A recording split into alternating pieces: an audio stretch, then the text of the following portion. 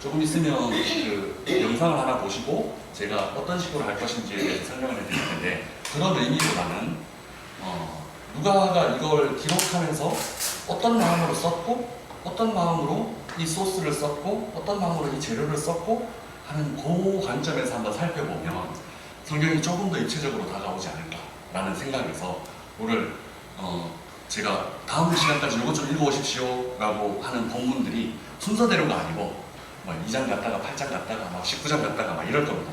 근데 그게 제가 읽어보시면 제가 왜 요 성경 구절을 택했는지를 아시게 될 거예요. 그걸 아시고 오시면 더 생동을 볼 수 있을 것 같습니다. 그런 부분에 대해서 말씀을 한번 드리고, 또 한 가지 제가 더 말씀을 드려야 되는 게 있는데 방금 얘기하다가 까먹은 것 같습니다. 네, 이거 꼭 말씀드려야 되는 게 있었는데 뭐 생각나면 말씀드리고, 전체적인 사도행전의 주제는 어쩔 수 없이 교회의 부흥, 교회 확장입니다. 근데 이 교회의 부흥, 교회 확장이 이 누가가 이 글을 쓰면서 어떤 관점에서 교회의 부흥, 교회 확장에 대한 그 자기 생각들을 썼을까, 펼쳤을까라는 거가 이번 시간의 핵심입니다. 그러면 그 누가의 시대 때 누가가 자기 이전에 일어났던 누가가 이 글을 쓰기 한 30년, 40년 전에 일어났던 일들을 회상하면서 자기의 공동체에 이 글을 전해주려고 했던 목적, 했던 이유, 이것은 무엇이었을까? 그냥 단순히 오늘 우리 강의 제목처럼 역사를 넘어선 역사 그리고 그 역사를 넘어서 라는 주제로 우리가 전체 사도행전 강의를 공부하게 될 텐데, 단순히 과거에 30년 전에 이런 일이 일어났어, 40년 전에 이런 일이 일어났어, 멋지지? 이런 것이 아니라 누가는 어떻게 보면 역사가의 마음보다도 훨씬 더 목회자의 마음으로 자기 공동체에 그 이전에 일어났던 일들을 소개하면서 하나님의 역사는 이런 거예요. 그 살아계신 하나님이 지금도 우리와 함께 하셔 라는 걸 알려주고 싶어 하지 않았을까 라는 것이 제 이 강의의 가장 핵심이고, 마지막 결론 지점이 되면 다시 한번 제가 전체를 훑으면서 다시 한번 강조를 하겠습니다. 그러면 오늘 들어가기 전에 제가 그 유튜브로 어떤 영상을 먼저 보면서 시작할까라고 고민을 하다가 다운받았던 두 개가 있습니다. 네. 여기 첫 번째, 전체 화면 오른쪽에 시작. 네, 감사합니다. 냉장고를 부탁해. 네, 우리가 잘했어요. 고기합니다.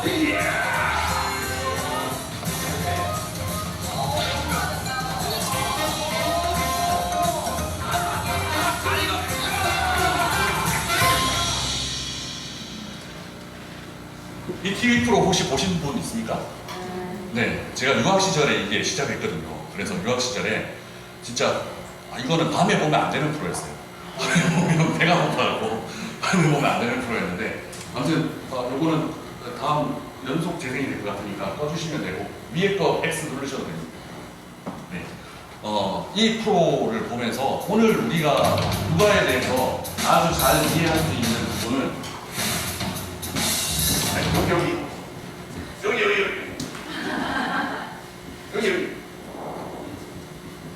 네, 누가에 대해서 가장 잘 이해할 수 있는 부분은 요겁니다. 이 프로는 연예인 집에 가서 냉장고를 뜯어옵니다. 그리고 요리사들이 앉아서 대결을 펼치는데 시간을 정해놓고 그 냉장고, 연예인 냉장고 안에 있는 그 재료들만 사용해서 요리를 펼칩니다. 오늘 우리가 누가에 대해서 한번 돌아보면 이 냉장고를 부탁해라는 프로그램에 나오는 것과 같은 연속선에 있는 지점이 있습니다. 무슨 말이냐면 누가는 이미 한 30년, 40년 전에 교회 안에서 일어났던 일을 회상합니다. 그런데 어떤 지점은 자기가 경험했던 지점도 있고 직접 목격하고 직접 봤던 부분도 있고, 그 오늘 어떤 지점인지 제가 알려드리겠습니다. 그런데 또 어떤 지점은 자기는 직접 경험한 게 아니에요. 예를 들면 누가가 누가복음을 썼는데 누가는 예수님에 대해서 그렇게 많이 경험하지를 못했어요. 그런데 썼다고요. 그 쓴 거는 뭐겠어요? 누구한테 들었거나 아니면 누가 적어놓은 거를 받았거나 뭐 이런 거겠죠. 마치 누가의 냉장고 안에 예수님에 대한 이야기나 초대교회에 대한 이야기나 이런 것들을 보관해 놓고 그것들을 꺼내서 이제 누가복음, 사도행전 이 이야기들을 적어 내려가고 있는 거예요. 그래서 누가복음 사도행전 1장 그 첫 서문에 해당하는 부분에 보면 누가가 뭘 밝히고 있는가 하면 내가 이때까지 예수님의 일들에 대해서 막 기록을 남기려고 시도했던 여러 사람들이 있었고 내가 그 기록을 자세히 찬찬히 잘 뜯어봤다. 이런 구절들이 있어요. 그러니까 뭐냐면 누가가 그냥 이렇게 기도하다가 하나님이 갑자기 펜 들고 야 써. 그래서 막 이렇게 자기도 모르는 내용을 막 썼던 게 아니라 누가는 하나님의 그 감동으로 하나님께서 지혜를 주셔서 쓰긴 썼지만 자기가 갖고 있던 자기 냉장고 안에 담겨 있었던 그 하나하나의 소스를 끄집어내서 어떻게 하면 이 이야기가 나의 공동체, 나의 성도들, 우리들에게 유익이 될 수 있을까? 하나님을 깊이 만나는 체험을 할 수 있을까? 라는 그런 생각을 갖고 자기의 소스를 끄집어내서 썼다는 거죠. 그래서 제가 이 냉장고를 부탁해 이 이야기를 보면서 이게 나랑 되게 많이 닮은 프로그램이다 라는 생각을 하게 되었어요. 또 두 번째 영상을 한번 보겠습니다. 네, 태풍 타파는 우리나라에 바짝 붙어서 대한개혁을 진행할 것으로 봅니다. 특히 오늘 종일 태풍의 고비가 될 텐데요. 네, 총 강수량이 700mm를 넘는 데다 강풍도 거세게 불어서 철저한 이미 며칠 전의 뉴스인데요. 태풍 타파가 빠르게 북상하고 있습니다. 한반도 전역을 뒤덮을 만큼 거대한 비구름을 동반한 가운데 중심에는 강한 태풍을 상징하는 눈까지 뚫렸습니다. 태풍은 제주를 지나 밤늦게 부산 앞바다를 통과할 것으로 보입니다. 내일 새벽엔 독도 해상에 진출할 전망이라 한반도는 내일 새벽까지 태풍의 최대 고비를 맞겠습니다. 태풍이 한반도에 더 바짝 붙어서 남해안이나 내륙에 상륙할 가능성도 남아 있습니다. 특히 기상청은 태풍이 세력을 유지한 채 북상하는 것을 가장 우려하고 있습니다. 사이즈가 중형 사이즈를 유지를 하면서 300km 이상의 큰 그 중형 태풍으로서 우리나라를 통과를 한다. 이번 태풍 타파는 강풍과 함께 많은 비까지 동반하고 있습니다. 한반도 상공의 찬 공기와 태풍이 몰고 오는 열대 수증기가 충돌하면서 비구름이 폭발적으로 발달하고 있습니다. 제주 상간은 총 강수량이 700mm가 넘는 물폭탄이 영남 동해안에서도 500mm 이상의 폭우가 기록되겠습니다. 영동과 영남 내륙 등에서도 최대 400mm의 비가 집중되겠습니다. 해안과 일부 섬 지역은 가로수가 뽑힐 정도인 시속 160km의 강풍도 몰아치겠습니다. 기상청은 태풍 경로와 가까운 제주와 영남 지방은 심각한 피해가 우려된다며 철저히 대비해야 한다고 강조했습니다. 네, 여기까지. 연합뉴스TV 김동탁입니다. 네, 뉴스를 하나 보셨어요. 새로운 정보는 아니죠. 이미 지나갔습니다. 자, 그런데 오늘 이 뉴스에는 몇 명이 등장하고 있습니다. 어떤 사람이 등장하고 있습니다. 첫 번째는 아나운서가 등장했고, 그래서 기자에게 연결시켜줬죠. 그리고 기자가 그 취재한 걸 막 이야기했죠. 그러다가 중간에 또 어떤 사람이 직접 연설을 하니까 기상청에 있는 어떤 아저씨가 나와서, 공무원이 나와서 직접 그 기상에 대해서 이야기를 하죠. 그리고 기자가 마지막에 또 이야기를 하면서 이렇다라고 기상청이 보고했습니다 라고 간접히 인용을 하죠. 오늘 누가복음 사도행전을 읽으면서, 특히 사도행전을 읽으면서 마치 이 뉴스와 같은 것들을 여러분들이 잘 이렇게 발견하실 수 있어야 됩니다. 어떤 부분에는 기록하는 사람이 누가가 직접 나와서 야 이거 이랬어 라고 얘기하고 넘어가는 부분이 있습니다. 그날에 3,000명이나 회개했어 이러고 직접 개입해서 설명을 해주는 부분이 있습니다. 어떤 부분은 등장인물이 직접 나와서 야 옛날에 이랬지 등장인물의 입으로 소개하는 부분들이 있습니다. 또 어떤 부분은 누가가 얘기한 것 같은데 누가가 얘기 안 한 것처럼 보이는 부분도 있습니다. 옛날에 다윗이라는 사람이 다윗이라는 사람의 입을 통해서 하나님이 이런 말씀들을 우리에게 주셨어. 간접이 있는 거죠. 그러니까 오늘 성경 말씀, 사도행전을 읽어 내려갈 때 마치 이 뉴스 한 편에 들어있는 이런 사람이 나오고 이런 사람이 나오고 이런 사람이 나와서 뭔가 하나의 스토리를 만들어가고 뭔가 하나의 주제에 대해서 설명해주고 있는 그런 모습들이 사도행전 안에 이미 기록이 되어져 있는 거죠. 그래서 서로 다른 문제로 때로는 직접 인용, 때로는 간접 인용, 때로는 성경의 구절을 인용하는데 누구의 입으로 하나님께서 말씀하셨어 라는 이런 표현법들을 써서 얘기를 하고 있죠. 이런 거를 조금 이렇게 심도 있게 읽어내려가면 이게 어떤 의미가 있는지, 왜 이런 의미로 사용을 기록을 했는지를 살펴볼 수 있게 될 것 같습니다. 이게 제가 이번 시간에 사도행전을 연구하면서 한번 해보려는 그런 시도입니다. 제가 제일 어려운 건 그겁니다. 그냥 신학교에서 가르치는 것처럼 막 해버리면 좀 더 쉬울 것 같은데 어떻게 선생님들이 어떤 수준으로 지금 참석하셨고 어떤 기대치로 참석하셨는지를 제가 잘 몰라서 한번 테스트를 한번 해보려고 합니다. 그 테스트는 다른 게 아니고 제가 강의안을 4페이지씩이거든요. 오늘 공부할 때 4페이지인데 제가 스태플러로 찍어야 되는데 시험을 안 해요.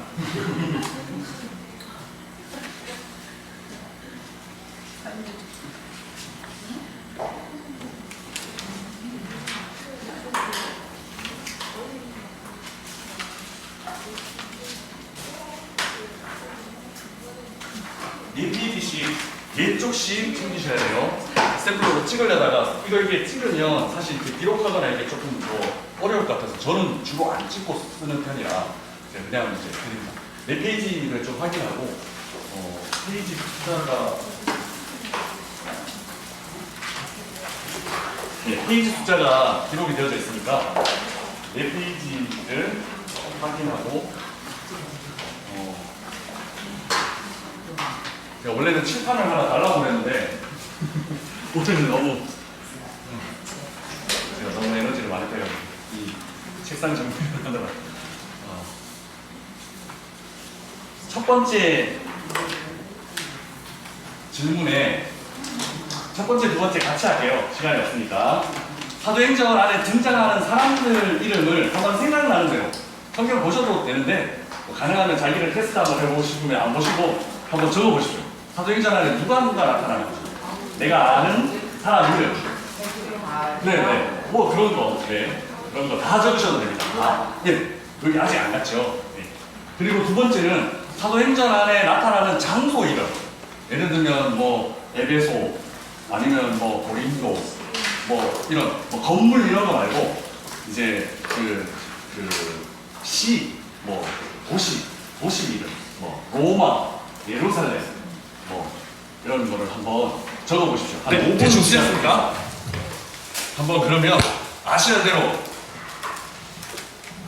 안 하는 게 뭐야? 자, 한번 자신감 있게 어떤 이름이 있는지 한번 얘기해 보십시오. 베드로는 이쯤에 쓰겠습니다. 네. 바울은 여기다. 요한. 바나바. 스테반. 디모데. 네. 아나니아와 삽비라.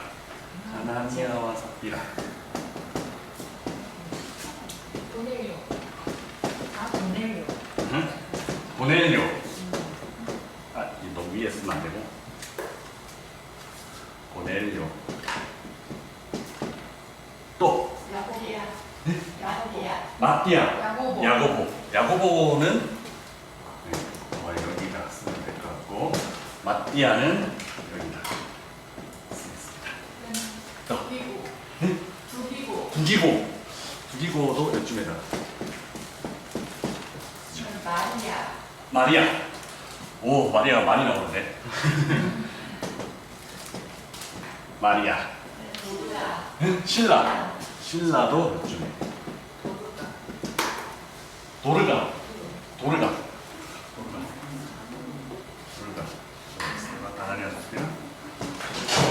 네. 안순뱅이 이름. 모세도 나오고 아브라함 그 모세, 아브라함 다 줬습니다. 모세, 아브라함 다 줬습니다. 누구? 데오. 네오 몇 장이 나오죠? 아니, 제가 처음 들어봤는데 대단한 발견이네요.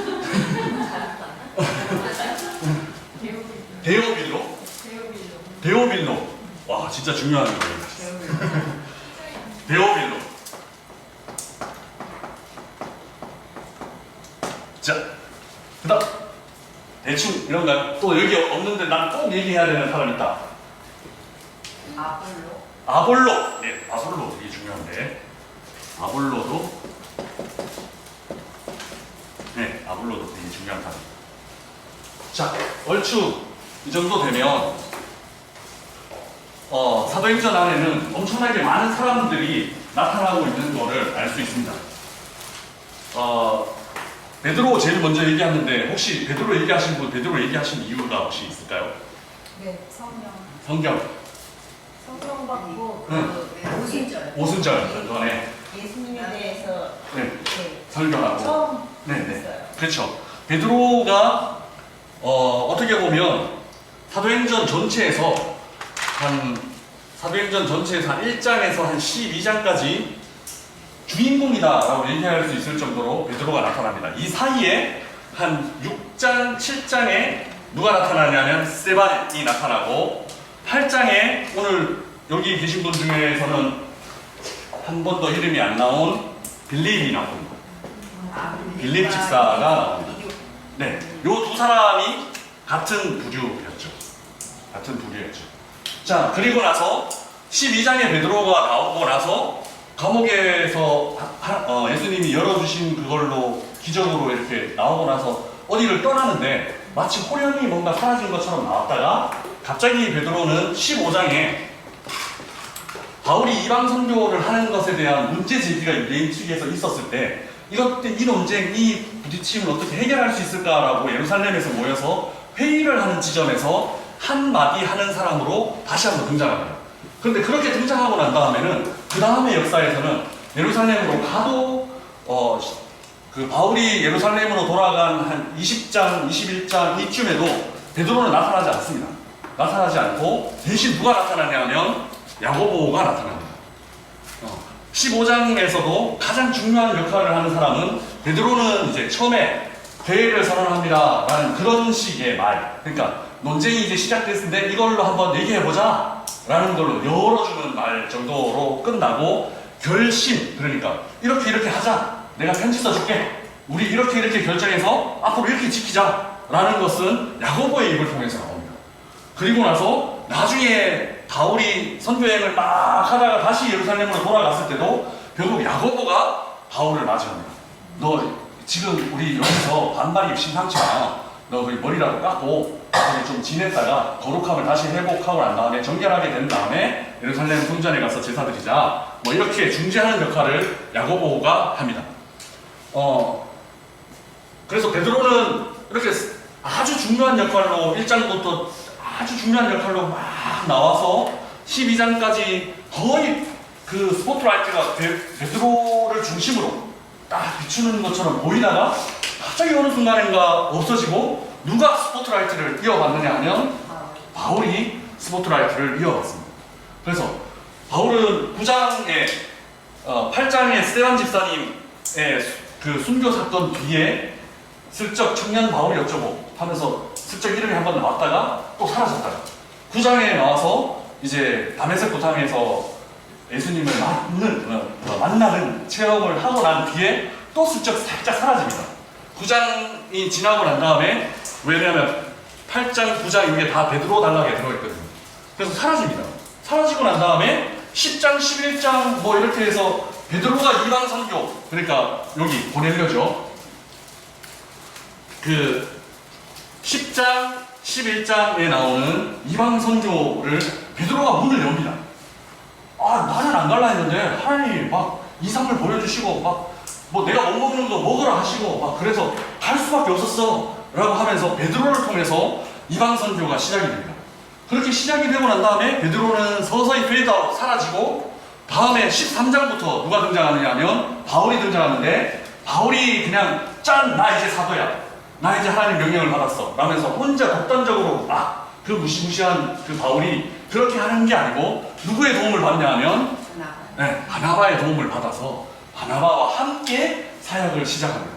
그래서 이름의 순서가 처음에는 바울과 바나바가 아니고 바나바와 바울, 이렇게 첫 부분에는 시작이 됩니다.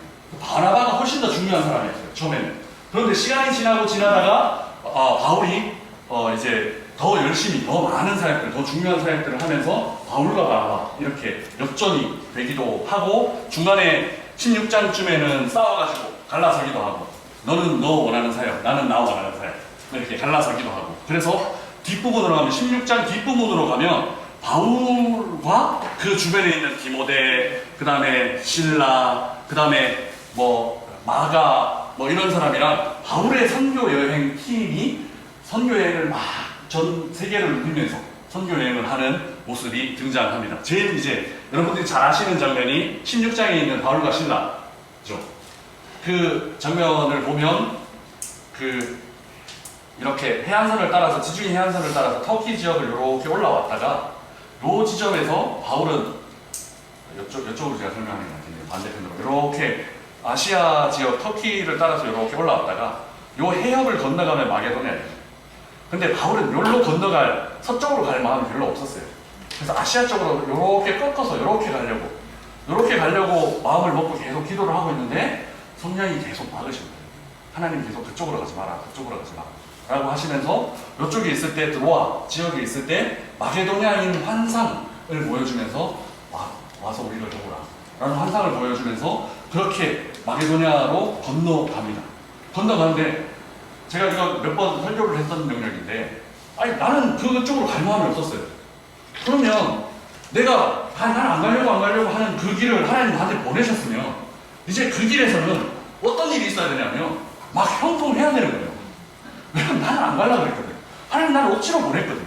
그러면 거기서는 내가 지나가기만 해도 막 예수 믿는 역사들이 일어나고, 막 사람들이 막 서로 예수 믿겠다고 달라들고 번호표 뽑아서 막 말씀 좀 전해달라고 하고, 이런 역사들이 일어나야 되는 거예요. 근데 그게 아니고 어떤 역사들이 일어나냐면 겨우 한 사람 고쳤어요. 겨우 한 사람, 귀신 들린 사람 한 사람 고쳐주고 얘가 예수 믿게 됐는데, 그것 때문에 점치는 걸로 돈 벌었던 그 주인이 고소해서 감옥에 갔습니다. 그게 바로 빌립보 감옥이었고, 바울과 신라가 매맞고 착고에 매여서 깊은 감옥에 갇혀 있었던 이야기입니다. 그렇게 갇혀 있었을 때 그때 이제 하나님의 뜻이 나타납니다. 그때 지진이 일어나서 옥문도 열리고 발목에 묶였던 것도 풀리고, 이제는 도망만 가면 되는 상황에서 그 어두침침한 감옥을 다 열려있는 모습을 간수가 보러 들어왔을 때, 자기 생각에는 100%가 아니고 그냥 한 1000% 이 사람들은 도망가고 없어야 될 상황이에요. 거기 있으면 안 되는 상황이에요. 그런데 그 사람들이 문이 다 열렸음에도 불구하고 도망갈 수 있는 상황에서 도망가지 않고 남아있는 그 모습을 보면서 간수장이 돼요. 간수장이 예수님을 믿고, 그때 바울이 했던 말이 주 예수를 믿어라, 그리하면 너와 내 집이 구원을 얻으리라 라는 말을 바울이 간수장에게 했고, 이 말을 통해서 우리 신앙인들이 이 간수장에게 했던 바울의 말을 통해서 얼마나 많은 복음이 전파되는지 모릅니다.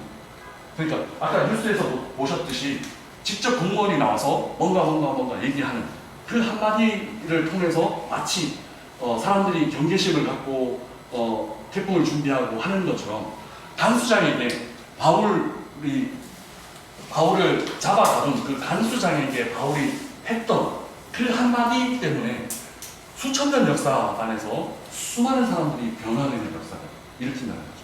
그러니까 성경을 읽으면서 그때 당시에 바울이 그 간수장이 했던 그 말, 역사적인 그 한마디, 그 2000년 전에 했던 그 이야기는 그 2000년 전에 했던 이야기만으로 끝나지 않고 오늘날까지 계속해서 그 이야기를 듣는 사람들, 그를 통해서 바울의 음성을 듣는 사람들, 그 바울의 입을 통해서 하나님의 음성을 듣는 사람들로 인해서 계속해서 사람들이 바뀌어가고 변화되어가고 예수님을 믿게 되고 하나님께로 나오게 된다는 사실입니다.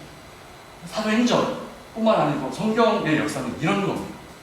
바울이 만약에 그때 고집을 꺾지 않고 아시아로 갔었으면 간수장 못 만났을 것이고, 간수장을 못 만났으면 간수장이 이런 말도 못했을 것이고, 이런 말을 못했으면 주 예수를 믿으라, 그리하면 너와 내 집이 구원을 얻으리라 라는 말은 오늘날 우리에게 전해지지 않았을지도 모르는 말입니다. 그 중요한 말, 그 중요한 말. 가끔 버스에도 붙어있고 교회 모니터에도 붙어있고 어디 가도 붙어있는 그 중요한 말을 우리는 듣지 못했을 수도 있다라는 것입니다. 이게 역사입니다. 이게 하나님의 역사입니다. 그러니까 과거에 2000년 전에 이 일이 있었어, 과거에 2000년 전에 바울이 간수장이 그 말을 했대 라는 것이 중요하지 않고, 그 말은 그 2000년의 역사를 넘어서 간수장이 아닌 다른 모든 사람들에게 전해지면서 사람의 마음을 변화시키고 사람의 인생을 변화시키고, 그 사람이 그 죄로 인해서 죽은 그 인생이 사망을 떨쳐내고 하나님께로 나오게 되는, 생명으로 나오게 되는 역사를 만드는 그 역사라는 거죠. 그래서 이 강의가 역사를 넘어선 역사라고 제가 제목을 붙였습니다. 오늘 우리에게 그 역사가 계속해서 영향력을 주는 거예요. 저도 그 역사 때문에 지금 이 자리에 있는 거예요.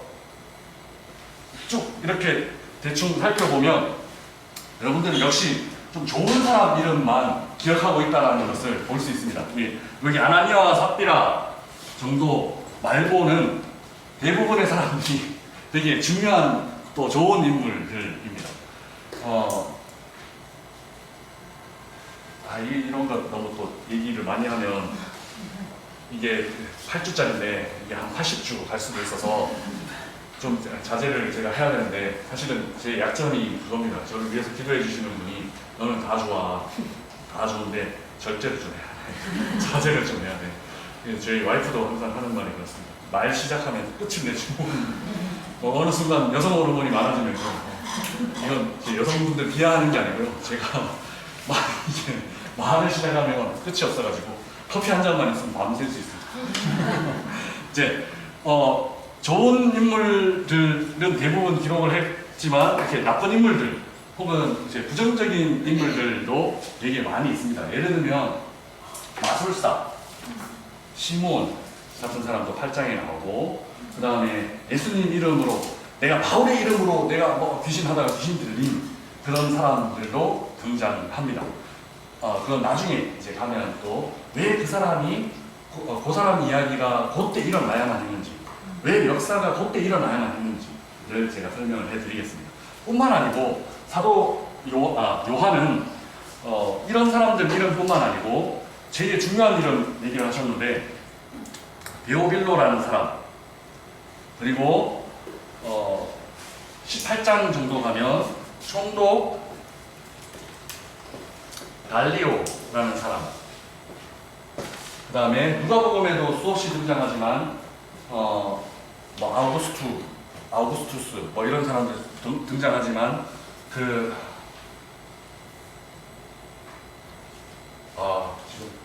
가물가물 생각이 안 나는데, 아무튼 그 황제 이름도 18장에 나옵니다. 누구를 만나는 장면이냐면 아나니아와 삽비라 부부를 만나는 장면에서 그 아나니아 삽비라 부부가 예수님을 믿는 유대인이었어요.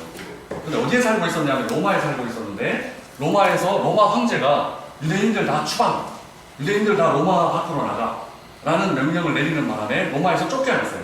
쫓겨나서 누구를 만나느냐면 바울을 만나요. 그래서 고린도에서 같이 사역하고, 그때 같이 사역했던 사람들이 아볼로 이런 사람들과 같이 동역하는 그런 모습이 18장부터 이렇게 쭉 나타나는 걸 알 수 있습니다. 왜 그런데 누가는 특별히 황제 이름이라든지 아니면은 총독의 이름이라든지 이런 걸 기록을 했냐면, 누가의 첫 번째 캐릭터가 이겁니다. 성경의 역사들을 그냥 성경의 역사로만 기록을 한 게 아니고, 누가는 세속사, 세상의 역사들과 같이 보고 싶었던 거예요. 그래서 총독 갈리오가 그 지방을 다스렸던 때라고 하면 엄청나게 중요한, 학자들에게 중요한 정보를 주고 있는 게, 총독 갈리오는 그 지방에서 1년밖에 안 다스렸거든요. 막 10몇 년 이렇게 다스렸으면 문제가 있을 수 있는데 한 1년밖에 안 다스렸어요. 그러니까 이때가 언제쯤인지 절대적인 연대를 측정할 수 있는 정보를 제공해줘요. 그러니까 누가는 역사에 관심이 많았어요. 첫 번째. 그래서 역사를 기록할 때 단순히 하나님께서 이런 일을 일으키셨어 일만 기록하는 것이 아니고 세속사와 비교해서 야, 저 세속사에 하나님께서 갈리오도 세우시고 황제 누구도 세우시고 또 누구 분봉왕 누구 헤롯도 세우시고 뭐 이런 역사들을 기록하면서 자, 그런 역사들이 너희들이 주목하는 역사지. 뉴스에는 이런 것만 나오지. 땡 하면 전두환 대통령 이름 나오고 뭐 하면 뭐 그 아주 주목받는 이런 사람들만 나오지. 그런데 그게 아니야. 하나님의 역사는 지금 바울과 같은 아무도 알아주지 않는 사람, 디모데와 같은 아무도 모르는 사람, 아볼로와 같은 이런 사람들을 통해서 하나님의 역사들이 진행되고 있는 거야 라는 걸 누가는 보여주고 있어요. 그래서 세속사도 무시하지 않고 또 교회사도 무시하지 않는 교회사를 기록하는 그런 누가의 캐릭터를 알 수 있습니다. 왜 이런 게 중요하냐면 하나님께서 교회 안에만 계신가요? 아니죠. 갈리오를 세우신 분도 누구신가요? 하나님. 지금 대통령을 세우신 분도 누구세요? 하나님이세요. 하나님께서 역사를 주관해 가시는 거예요. 그 중에서 우리는 불만도 있을 수 있어요. 왜 하필 저 사람이 정권을 잡아서 왜 하필 저 사람이 저런 정책을 펼쳐서 뭐 이런 불만을 가질 수도 있어요. 근데 그건 하나님의 일이에요. 하나님의 일이고 그런 불합리한 상황 속에서도 믿음을 지키면서 믿음을 전하면서 때로는 매를 맞고 때로는 끌려가면서까지 믿음을 지켰던 사람들의 이야기를 누가는 기록하고 싶었던 거예요. 예전에 손해일보에서 설교한 적이 한 번 있는데 마지막에 사도 바울이 로마로 갈 때 바울은 아마 로마가 땅끝이었다고 생각할 수도 있었고 그리고 로마는 제국의 수도였기 때문에 굉장히 중요한 도시였어요. 로마가 변화되면 제국이 다 변화되는 거예요. 왜냐하면 313년에 콘스탄틴 황제가 변화되니까 로마가 다 변화됐어요. 그 유럽이 변화됐어요. 그런 것처럼 로마가 변화되면 훨씬 더 복음 전하기가 유리했을 거예요. 그래서 바울은 로마로 너무 가고 싶었어요. 그런데 하나님께서 로마로 어떻게 보내시는지 아세요? 배에 태워서 보내시는데 그때 당시 유대인들이 한 남의 바울을 죽이려고 했어요. 그래서 생질, 그러니까 여동생의 남편이 바울에게 와서 유대인들 중에서는 지금 수십 명이 바울 너 죽기 전에는 밥도 안 먹겠다라고 결단하고 너를 죽이려고 막 살기가 등등한 사람들이 있어. 그 생명의 위협 속에서 하나님이 바울의 생명을 어떻게 보존해서 로마로 이렇게 끌고 가시냐면 백부장이에요. 백부장이라는 말은 로마 군대 100명의 군사를 거느린 사람이에요. 얘는 죄수예요. 얘라고 하면 안 되지만 바울은 죄수예요. 바울은 죄수이기 때문에 죄수를 보호해야 돼요. 보호하기 위해서 로마의 공권력 100명이 바울을 보호하는 거예요. 하나님 그런 방법으로 바울을 보호하셔서 너는 로마에서 황제 앞에서도 내 이름을 전해야 돼. 그래서 바울은 분명히 죄인의 신분으로 잡혀있는 신분이었지만 그는 아주 안전하게 로마까지 갈 수 있는 길을 선택하신 거예요. 이게 하나님의 역사예요. 왜 하나님 기독교를 핍박하는 저 황제, 기독교를 못 살리고는 저 황제 왜 안 없애시는 거예요? 라고 우리 입장에서는 하나님 앞에 탄원할 수도 있고 하나님 앞에 부르짖을 수 있지만 하나님 그 순간만 이렇게 지나보면 백부장을 통해서 바울을 보호하시는 하나님, 그래서 로마까지 이끌어가시는 하나님, 그런 하나님을 이 역사를 통해서 볼 수 있어요. 누가는 그런 이야기들을 우리에게 해주고 싶어 하는 거예요. 그래서 하나하나 좀 사도행전에 대해서 좀 숨겨졌던 이야기들을 저와 한번 살펴봤으면 좋겠고 오늘 한 10분 정도 쉬었다가 두 번째 질문은 요것도 한번 해보셨으면 좋겠는데 사도행전 전체 안에서 기록된 지명 혹시 생각나는 게 있으면 아까 이미 좀 기록을 하셨죠? 얘기를 해주시면 좋을 것 같아요. 안디옥.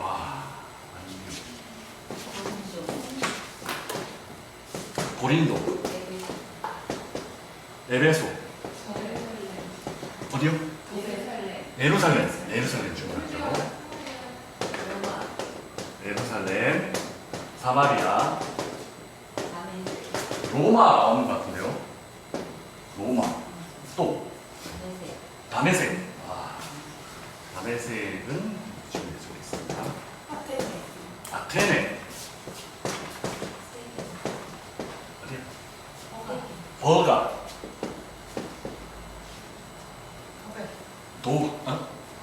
더베 맞습니다. 더베. 네. 이곳 이거 어렵죠? 좀 쉽게 이름 붙이지. 대구 이렇게 붙이고 좋을 텐데. 마가의 다락방. 마가의 다락방 예루살렘에 있었죠? 네. 요거는 그냥 이 마가의 다락방 갖고 제가 지난해인가 지지난해인가 직장인 교부에서 설교를 한 적이 있어요. 그 누가의 그 재물관, 그러니까 그 돈, 재정 이런 거에 대해서 설교하면서 마가의 다락방 설교한 적이 있어요. 혹시 또 있습니까? 응? 루스드라.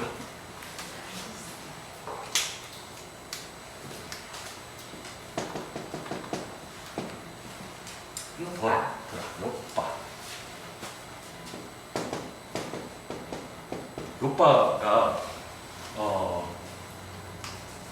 그 누구죠? 그 요나가 이제 요빠에서 배를 타고 가는 그 지역인데 어디죠? 저기 그게 안 나왔네. 다시스는 여기 사쟁전. 네. 네, 요나에 나오는 건데 다시스도 비슷한 이름이 나오긴 합니다. 뭐냐면 그 바울이 태어났던 곳이 다소잖아요. 다소가 다시스? 뭐 이렇게 추측하는 분도 있고 사실은 다시스가 어딘지 정확하게 잘 모릅니다. 타르수스가 어딘지 정확하게 잘 모릅니다. 여기에 제일 중요한 이름 중에 안 나온 데가 하나가 있습니다. 가이사랴. 자, 아까는 사람에 대해서 이렇게 우리가 조망을 한번 해봤고 지금은 지역인데 사도행전은 그 어떤 성경책보다 지명이 중요한 책입니다. 왜냐하면 예수님께서 제가 이거 썼는지 모르겠는데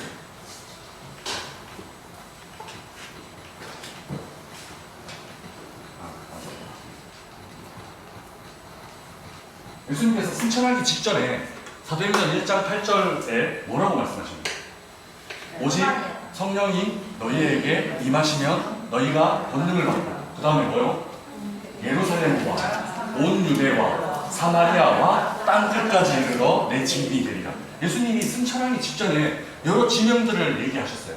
얘기하시면서 아주 복음이 어떻게 확산되는지 그 프로그램을 미리 쫙 깔아주셨어요. 그리고 난 다음에 혹시 성경책이 있으신 분은 8장 1절을 한번 찾아보세요.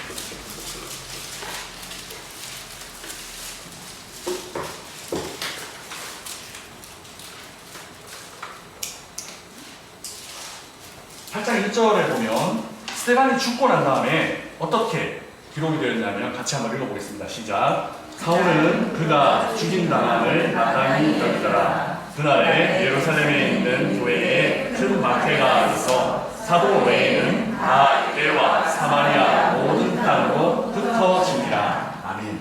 거기에 보면 예수님이 하셨던 그 말씀에 나오는 지명들이 몇 개가 나오죠. 유대와 사마리아 모든 땅, 땅끝이 아니고 모든 땅 이렇게 나오죠.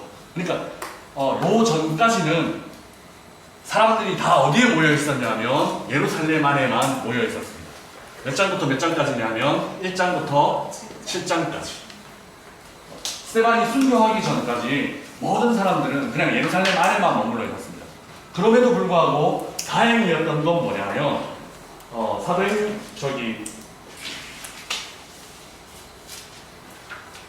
제가 강의안으로 드린 중에 3페이지 보시면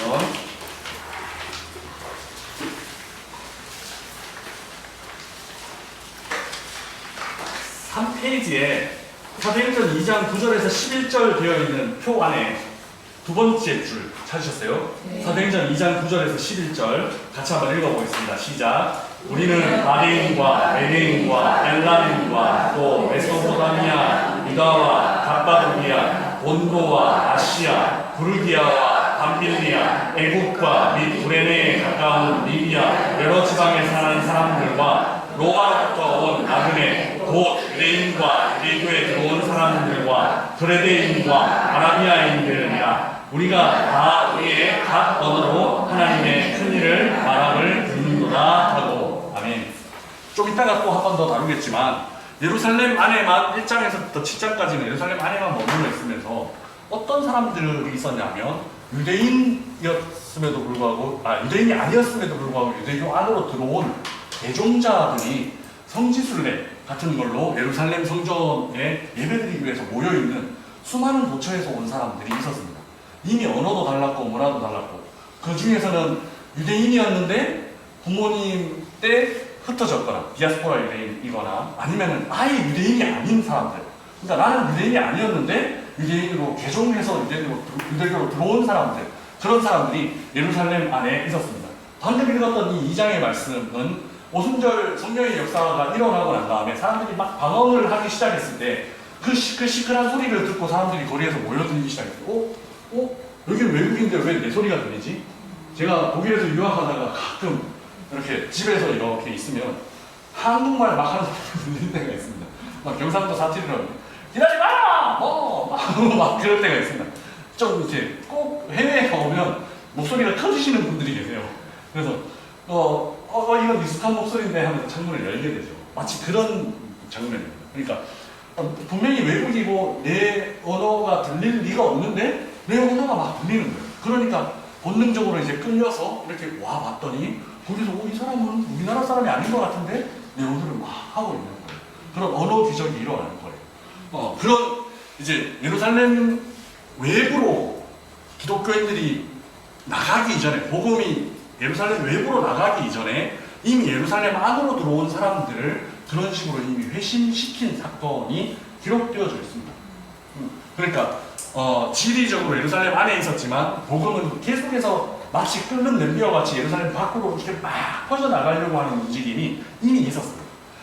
그러고 난 다음에 예루살렘에 핍박이 있고 난 다음에 스데반이 죽고, 그리고 복음이 어디로 나가느냐면 사마리아 이야기는 사도행전 8장에 아까 주인공으로 치면 누가 주인공이냐면 빌립에 의해서 개척이 되고, 9장 같은 경우에는 다메섹 이야기, 사도 바울이 회심한 사건이 기록되어져 있고, 12장 다시 예루살렘으로 돌아오지만 10장은 베드로가 요빠에 가 있었고 이미 무두장이 집에 가 있었어요. 그 말은 뭐냐면 유대인들이 같이 할 수 없는 부정하다라고 생각했던 직업을 가진 사람이 사는 집에 이미 베드로가 가 있었어요.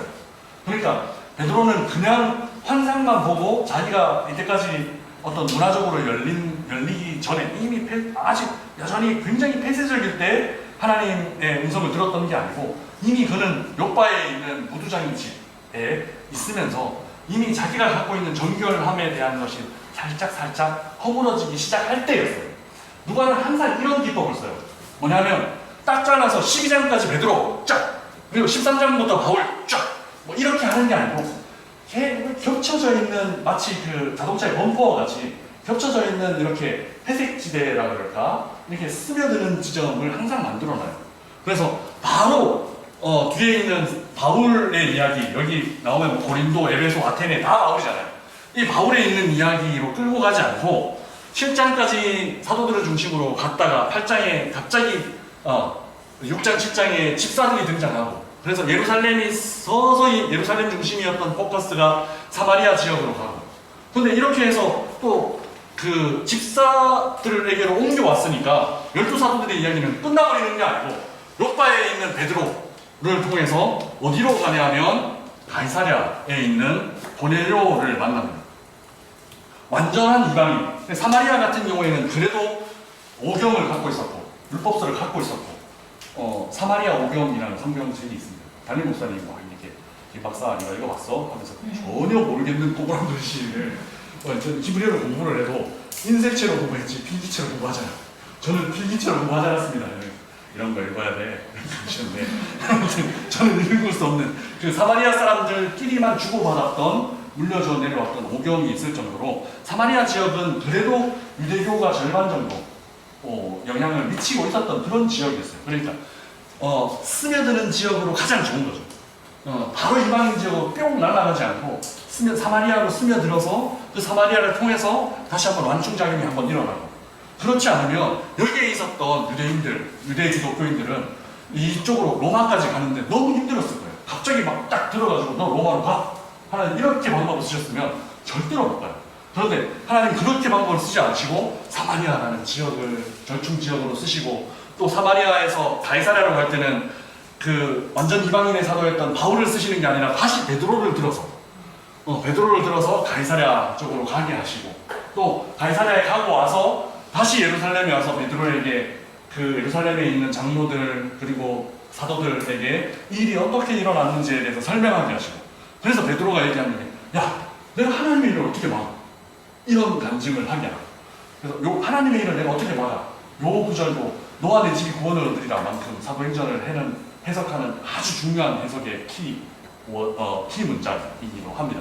그리고 가이사랴에서 베드로가 사역을 하고 난 이후에 서서히 사도 바울이라는 사람이 13장에서부터 바나바와 함께 등장하면서 이제 역사적인 무대가 이제 아시아를 넘어서 소아시아 지역을 넘어서 그리스 지역으로 이제 서서히 넘어가는 거죠. 그리고 마지막에 로마에서 사도행전 마지막은 로마에 갇힌 바울이 아무것 잊김없이 사람들을 만나고 복음을 전하고 로마에 있는 유력한 사람들에게 하나님의 말씀을 전하는 것으로 아주 열린 엔딩이기도 하지만 해피엔딩으로 기록이 되어져 있는 모습을 볼 수 있습니다. 지역이 이렇게 확장되어져 나가고 있습니다. 이 이야기를 통해서 무슨 이야기를 오늘 첫 시간에 하고 싶으냐 하면, 두 번째 있는 좋은 이야기입니다.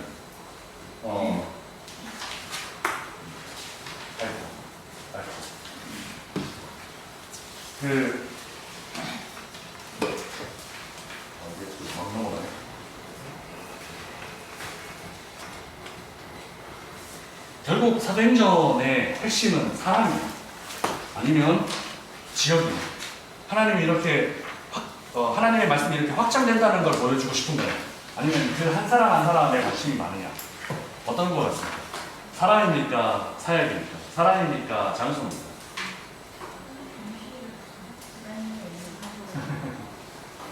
뭐 자신감 있게 편하게 얘기하세요.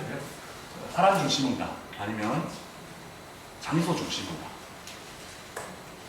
5분 중심이에요. 5분 중심이에요. 정답입니다. 네. 아까 수많은 사람이 등장한다라고 했습니다. 그런데 누가는 기록을 하면서 그 한 사람 한 사람에 대한 관심이 별로 없어요. 왜냐하면 베드로 아주 중요한 인물이었고, 오순절 사건을 처음 경험했을 뿐만 아니라 그 첫 사건을 하나님의 말씀에 빗대어서 정확하게 해석해낸 사람이었어요.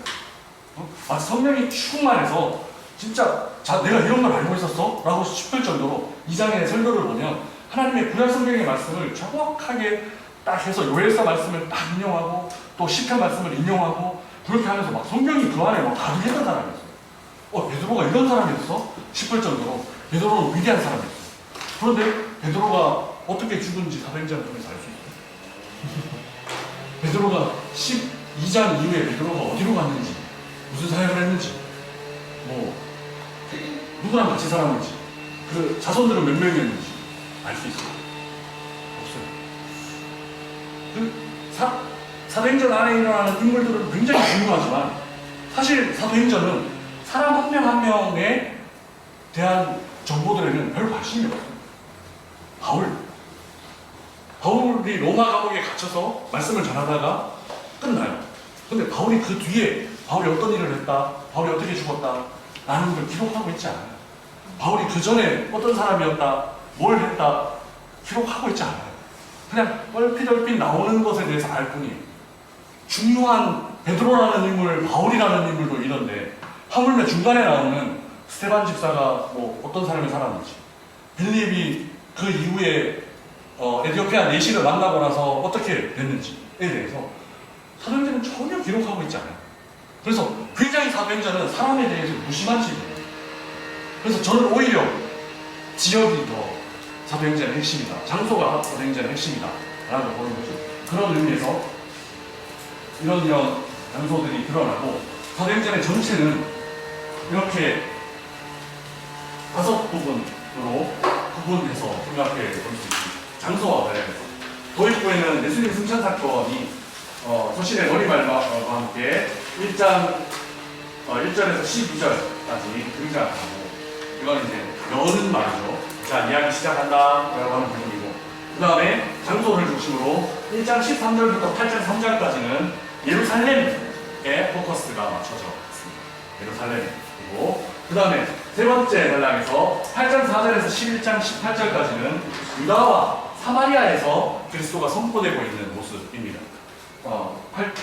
8장 대표적인 게 사마리아에서 성령을 받는 사건이고, 그 다음에 마지막 이제 11장부터 그 뒤에 일어나는 28장, 거의 사도행전의 절반 이상의 분량이 이방인에게 어떻게 로마까지 복음이 전해졌나라는 것을 기록을 하고 있습니다. 그래서 이런 지리적인 요소, 장소와 관련해서 전체적인 개관을 살펴보는 것이 사도행전 전체를 개관하는데 더 유익하고 중요하다, 사람보다는. 그런 핵심입니다. 여기서 제가 결론 삼아 마지막으로 질문을 드리겠습니다.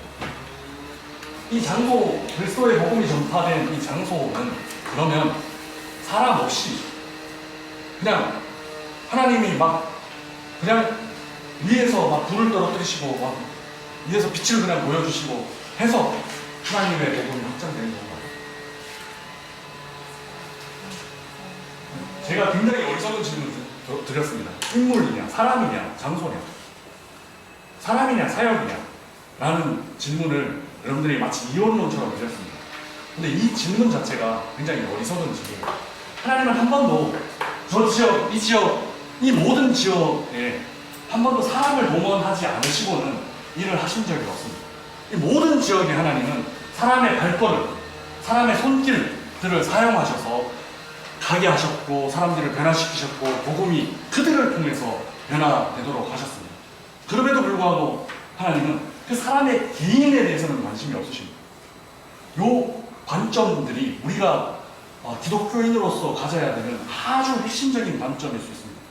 하나님, 내가 이렇게 하나님께 열심히 했잖아요 라고 하면서 하나님 앞에 굉장히 헌신했던 사람들이 하나님 앞에 마음을 상하고 상처받는 일들이 교회 안에서는 허다합니다. 근데 사도행전을 읽어보시면 그렇게 하면 안 되는 거예요. 하나님 앞에 내가 충성했고 하나님 앞에 내가 헌신하는 것은 그 헌신 자체가 기쁨이고 충성 자체가 의미 있는 거예요. 내가 헌신했으니까 하나님 이 다음에 나 뭐 줘요. 이 다음에 나 교수시켜줘요. 하나님 내가 이렇게 원래 내가 해도 하지 않아도 되는 이 강의 내가 했으니까 그 다음 하나님 나 어디 강의 자리 줘요. 이게 아닌 거예요. 여기 제가 여러분들과 함께 있는 이 자체가 엄청나게 의미 있는 거고, 여기 제가 여러분들을 만나서 말씀을 나누고 있는 게 복인 거예요. 사도행전에서 분명히 알려주고 있는 메시지는 그거예요. 그래서 베드로가 나중에 이렇게 헌신했더니 베드로가 나중에 이렇게 복을 받았더라. 뭐 자손이 뭐 수십 명이 됐고 뭐 재산이 어떻게 됐고 이거에 관심이 없어요. 하나님께서 쓰신 사람들 하나님께서 이렇게 써가시고 하나님 나라는 이렇게 확장됐더라 라는 거예요. 그리고 하나님 앞에 쓰임받는 그 자체가 축복입니다. 그렇게 돼서 이 사도행전에 이렇게 기록된 것 자체가 베드로에게는 엄청난 영광이고 바울에게는 엄청난 영광이고 이전에 기록됐던 그 모든 사람들에게는 엄청난 영광입니다. 그 이상의 뭔가를 바라는 것은 성경에 기록되지 않는 거예요. 성경에 기록될 필요도 없는 거예요. 사도행전이 던져주고 있는 메시지는 그거예요. 또 한 가지, 여기에 갔던 사람들이 혼자 갔을까요? 사도행전 2장에서 그 오순절 사건의 역사는 구약성경 안에 있는 전체 구속사를 한 단락 짚는 아주 중요한 역사입니다. 다음 주에 그 오순절 역사에 대해서 예루살렘 안에서 일어났던 오순절, 사마리아에서 일어났던 오순절이라고 표현하기는 좀 그렇지만 성령 강림 역사, 가시사랴에서는 제가 봤을 때는 이방인의 오순절이라고 불러도 될 만한 사건입니다. 10장, 11장에 나오는. 그리고 마지막으로 어디 있죠? 그 에베소에서 일어났던 사도행전 19장에 일어났던 바울을 통해서 사람들이 성령을 만나게 되는 이 역사는 창세기에 하나님이 인간을 창조하셨을 때 뭘 주셨습니까? 영을 불어넣으셨어요. 하나님의 영이 사람 안에 항상 내주하도록. 그래서 이 사람은 다른 동물과 다르게, 다른 동물들은 영이 없었지만 사람들은 영을 갖고 하나님과 교제할 수 있는 수단으로 만들어주셨어요. 그래서 그 하라리 같은 사람이 쓴 그 사피엔스 같은 책에는 보면 이게 무슨 상상력 뭐 이런 걸로 표현을 하고 있지만 그렇지 않아요. 인간은 원초적으로 하나님과 연결될 수 있는 존재였어요. 영을 공유하고 있는, 하나님이 영을 갖고 있는 사람들이었기 때문에. 그런데 이 영이 계속해서 머물러 있었으면 좋겠지만 인간이 죄를 범하고 난 다음에 영이 떠나요. 이 장면이 어떤 장면이냐면 창세기 6장 3절에 홍수 직전에 나와요. 나중에 한번 설교 때 나눠보고 싶지만 사람들은 홍수가 카타스트로프, 그러니까 재앙이라고 생각해요. 사람들은 홍수로 쓸려버리는 게 재앙이라고 생각해요. 그런데 제가 봤을 때 재앙은 그 이전에, 홍수 직전에 이미 하나님의 영이 사람과 더 이상 같이 있지 못하고 떠나는 순간이 이미 재앙이에요. 하나님과 사람이 같이 있지 못하고 하나님이 난 너랑 도저히 같이 있을 수 없어 라고 떠나버린 그 사건이 더 큰 재앙이고 원초적인 재앙이고 그것이 진짜 재앙이에요. 그 뒤에 홍수 사건은 그냥 그 재앙이 있었기 때문에 이미 하나님 떠났기 때문에 이미 생명이 없기 때문에 그건 그냥 나타나는 현상일 뿐이에요.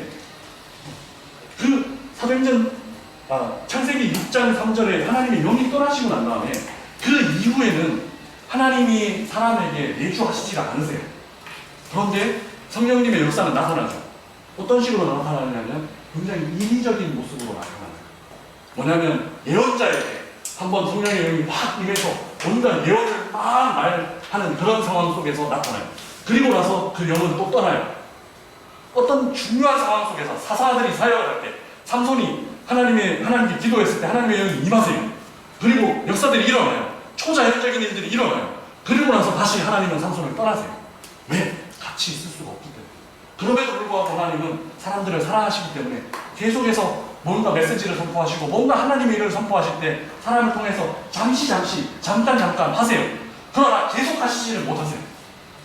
그래서 에스겔 37장 말씀에 이제야 비로소 그 썩어 죽어가고 있는 그 무리들 마른 뼈들을 일으키시고 난 뒤에 내가 진짜 하려고 하는 일이 뭔지 알아? 내가 진짜 너희들을 통해서 하려고 하는 일이 뭔지 알아? 라고 그 환상을 통해서 보여주시면서 생기를 마지막에 불어넣어주시는 그 장면입니다.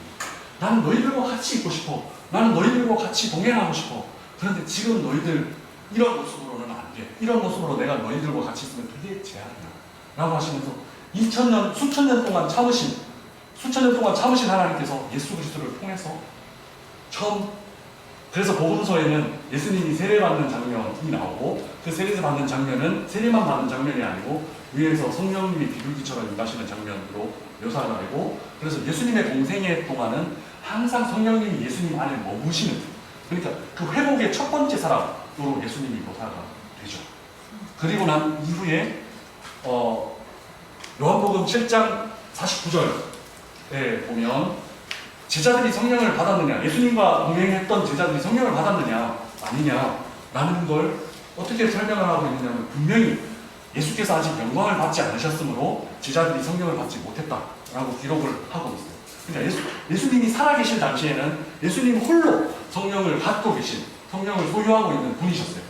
그 사이에 사실은 이거는 여담으로 말씀드리면 제가 연구한 바로는 그 사이에 사람들이 생각할 때는 성령이 계속 내주했던 사람으로 몇 사람을 꼽기는 합니다. 아주 중요한 사람, 모세라든지 아니면 엘리야라든지 이런 사람들을 꼽기는 합니다. 그러나 대부분의 사람들은 그냥 성령을 사역의 현장 속에서 급박한 상황 속에 순간적으로만 경험하고 떠나버리는 거예요. 그렇게 접촉이 됐다가 떨어졌다가 하는 삶이 구약의 역사였어요. 그 역사들을 이제 마무리하고 신약에 들어와서 예수님께서 그걸 회복시키시는 거예요.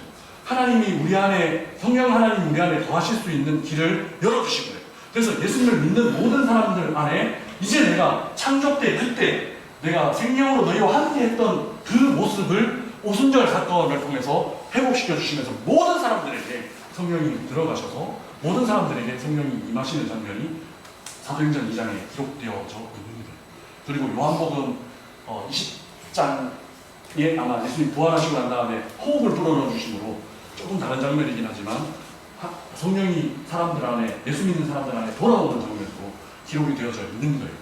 그러니까 모든 사람에게 내주하셨던 그 하나님의 영이 인간을 죄로 말미암아 떠나셨다가 사도행전 2장에 있는 예루살렘 그 오순절 강림 사건에 성령님이 돌아오심으로 창조 때 그 인간의 원래 모습들을 회복시켜 주시고 그래서 이제는 성령이 그냥 만났다가 헤어졌다가 아니면 어떤 특수한 일을 위해서 내가 왔다가 특수한 일이 끝나면 떠나시는 그런 장면으로가 아니고 너희랑 항상 함께하고 교제하고 너희와 영원히 함께하겠다라는 그 약속을 이루어 주시는 장면이 바로 오순절 사건. 예수 그리스도를 통해서 그리고 오순절 성령 강림을 통해서.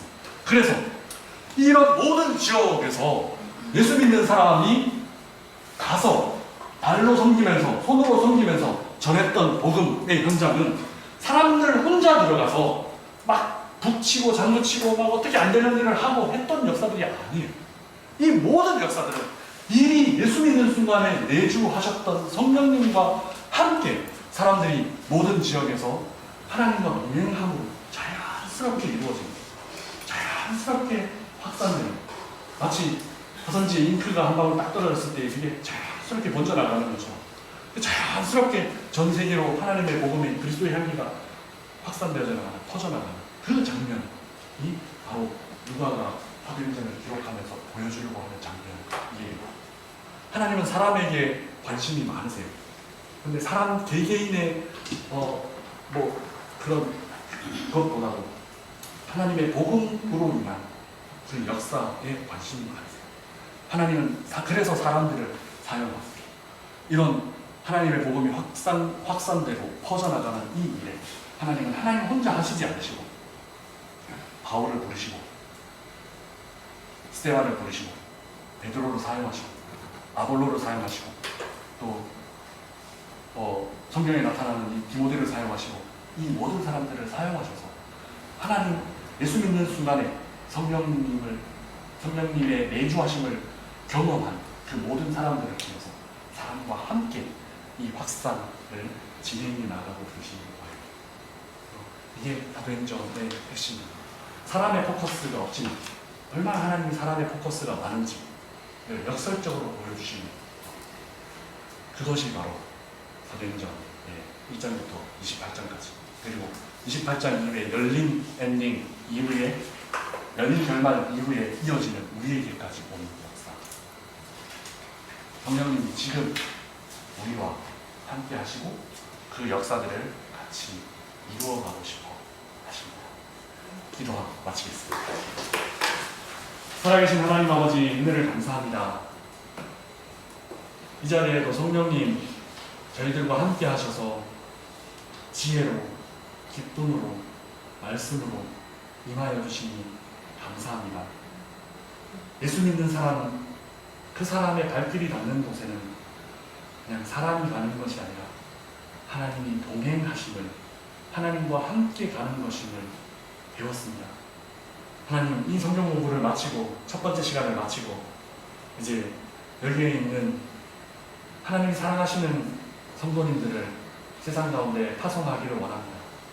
발걸음이 닿는 그 곳곳에 성령님 동행하여 주셔서 그리스도의 향기가 번져가게 하여 주시고 일터이든 가정이든 어느 곳이든 하나님을 향하는 하나님의 사랑과 하나님의 은혜가 예수 그리스도의 향기로 번져나가는 놀라운 하나님의 역사는 이들을 통해서 일어날 수 있도록 축복하여 주시옵소서. 감사합니다. 예수 그리스도의 이름으로 기도드리옵나이다. 아멘. 수고하셨습니다.